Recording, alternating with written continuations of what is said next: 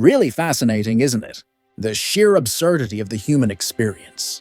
We dedicate our entire existence to the conviction that we are fundamentally defective, a kind of faulty machinery in desperate need of continuous repair. We walk around, metaphorically speaking, shouldering a massive self-help toolkit, constantly adjusting, tweaking, and fixing ourselves, as if we rolled off life's assembly line with broken components. But what if this whole monumental effort, this colossal self-fixing industry, is built on a basic, profound misunderstanding? What if the simple act of believing you need fixing is, in fact, the only thing that's truly wrong? I want you to consider a ridiculous image for a moment. An ocean wave suddenly gaining awareness and shrieking, "I'm all wrong. I'm not stable like a mountain. I keep changing shape, rising and collapsing. I must immediately fix myself. I need to be more permanent, more wave-like." How utterly insane is that thought? The wave is already perfect exactly as it is. It doesn't need to try to be more of a wave. It is simply the ocean manifesting itself in that particular form. Yet in our own lives, we have bought into this exact, profound absurdity. We've all been sold a very compelling narrative, haven't we? The story is simple. You are inherently flawed. You have deep-seated problems to solve, issues to resolve, and parts of yourself that require urgent improvement.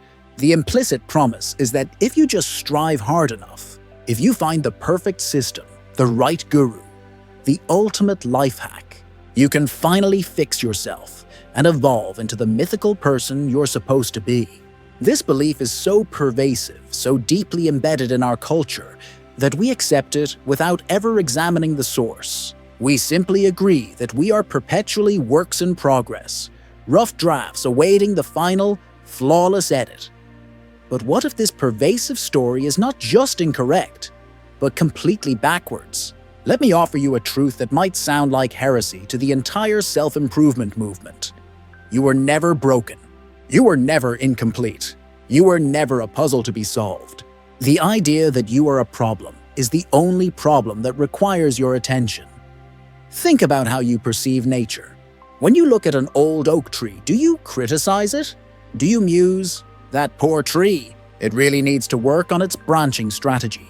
And that shade of green is all wrong. If only it would fix itself, it might become a proper tree someday." Of course not. The tree is already magnificent exactly as it is. It is not striving to be anything other than its natural, evolving self. It grows, adapts, and responds to its environment. Critically, it does not hold a daily committee meeting to discuss its personal development goals. We humans, however, are different. We've developed this odd habit of stepping outside of our experience and becoming our own relentless critics, project managers, and renovation crews. We gaze into the mirror and see not a miraculous living expression, but a fixer-upper. Now, don't misunderstand me. I'm not suggesting we stop learning, growing, or changing. A tree changes too. It learns to grow toward the light, to root deeper, to withstand storms. But the tree doesn't torture itself about not being tall enough or fret that its bark isn't smooth enough.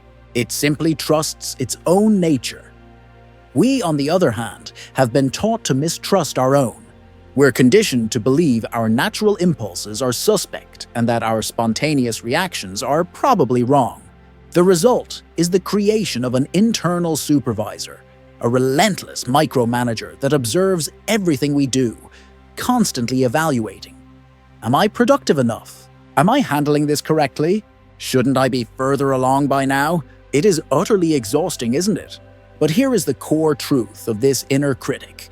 It is not actually you.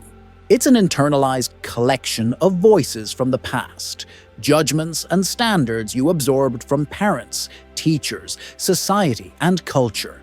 You've installed a whole panel of judges, and they are now running your life, making you feel chronically inadequate, perpetually behind schedule in your own existence. But who is the one who is aware of this constant committee? Who is it that can quietly observe these thoughts, judgments, and endless evaluations? There is an aspect of you that watches all of this internal drama without being consumed by it. That awareness is your authentic self. You are not the negative thoughts about yourself. You are the vast, open space in which all those thoughts appear and dissolve, like weather patterns passing through the sky. The sky is never damaged by the storm that moves through it. You might be thinking, but I do have problems. I make mistakes. There are things about myself I want to change. Of course there are. But here is the genuine secret. You can learn, change, and grow in new directions without the damaging narrative that you are fundamentally defective. Observe a child learning to walk.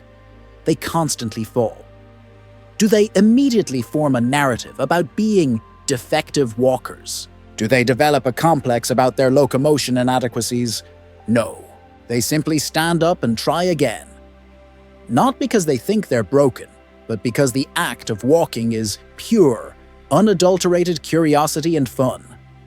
The learning happens naturally, playfully, without the heavy burden of self-judgment and improvement anxiety that we adults have perfected. There are two completely different pathways to change. One is based on the assumption that you are broken and need fixing, the mechanic approach. The other is based on the recognition that you are already whole and naturally evolving, the gardener approach. The mechanic struggles against defects. The gardener collaborates with life itself, providing good conditions and trusting the inherent wisdom of growth. Most of our personal development strategies are mechanical. We treat ourselves like hardware that needs upgrading, our emotions like software glitches, and our personalities like user interfaces requiring a redesign. But what if you are not a machine at all? What if you are a living garden, a natural system with its own inherent wisdom for how to blossom?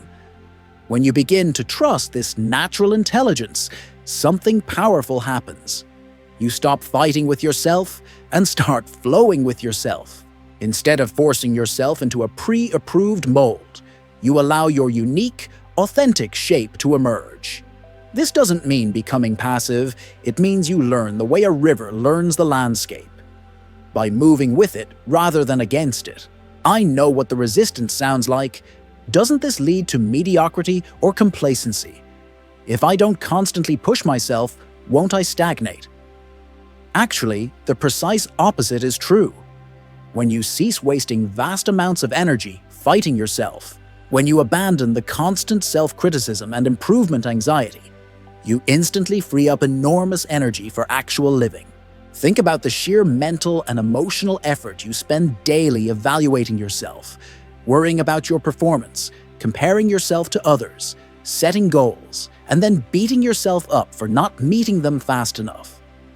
Imagine if all that energy was suddenly available for simply being present to your experience, for responding creatively to life, for enjoying the dynamic process of being alive. The person who knows they are already whole doesn't waste time on self-attack. They channel their energy into expression, creation, relationship, and discovery. They play with life instead of working on themselves. Consider a musician trying to fix an imperfect performance. They are focused so heavily on what they're doing wrong that little attention is left for the music itself, for feeling the keys, for letting the melody move through them. But if you sit at the piano knowing you don't need to be anything other than what you are in this moment, if you play not to fix yourself, but to simply allow the music to flow through you, then something truly beautiful is created. This is what it means to stop trying to fix yourself. It's not about stopping all effort or growth. It's about radically changing your relationship to the entire process. Instead of viewing your life as a problem to be solved, you approach it as a mystery to be lived. Instead of seeing yourself as a project to be completed, you recognize yourself as an ongoing expression of life itself. And life is not a problem. Life is an activity. You don't solve life. You participate in it. You dance with it. And here is the beautiful paradox. When you stop trying to fix yourself, you often find that the very things you thought needed fixing begin to resolve themselves naturally. It's like the old wisdom about clearing muddy water. It's best cleared by leaving it alone. When you cease stirring up the mud of self-criticism and improvement anxiety, the water of your natural clarity settles. This happens because much of what we perceive as wrong with us is, in fact, the result of our frantic efforts to fix something that was never broken in the first place. You might struggle with anxiety, so you try to fix it. You fight it, analyze it, avoid triggers.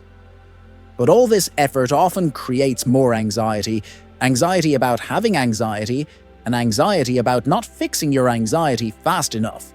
But what if there's nothing wrong with feeling anxious sometimes? What if it's just one of the many emotions moving through human consciousness? When you stop turning it into a problem that needs solving. When you stop adding the layer of, "I shouldn't feel this way," the anxiety often naturally dissolves or becomes vastly more manageable. Emotions are simply the weather of consciousness. Sometimes it's stormy, sometimes calm, sometimes clear. This is not a malfunction of your emotional system. It's how emotions work. When you truly grasp this, you stop attempting to control your emotional weather and simply learn to dress appropriately for whatever conditions arise. The same applies to personality traits we've been taught to see as flaws. Maybe you're deeply introverted in a culture that champions extroversion. Maybe you're a sensitive dreamer in a world demanding constant toughness. Instead of frantically trying to fix these aspects, what if you recognize them as your unique contribution to the world? What if you stopped apologizing for your nature and started wholeheartedly celebrating it? The oak tree doesn't try to be a pine. The river doesn't apologize for not being a mountain. They simply express their nature fully and magnificently. When you accept your own nature this completely, you stop wasting energy being something you're not. And all that freed up energy becomes available for being magnificently what you are. The learning and growth that follow this acceptance are not driven by inadequacy, but by curiosity and joy. You learn because growth is an inherently fun, natural process, not because you're defective. It's the difference between a child who simply plays and an adult who sets goals for becoming more playful. The natural intelligence of growth takes care of everything without the heavy machinery of self-improvement ideology. But somewhere along our journey, we lost faith in this inner wisdom. We internalized authorities and created a whole inner bureaucracy of self-management, complete with departments of self-criticism and committees of goal-setting. We've essentially turned our inner life into a corporation with relentless performance reviews. But beneath all this bureaucratic noise, your original nature remains, patiently waiting. This original nature is not a goal to be achieved. It's what you are when you stop trying to be anything else. It's what remains when you release all the stories about what's wrong with you. And what remains is quite extraordinary. Not special or superior, but extraordinary in the sense of being natural, authentic, spontaneous, and vibrantly alive. Here's the wonderful paradox. The harder you try to improve yourself, the more you reinforce the crippling idea that you need improvement.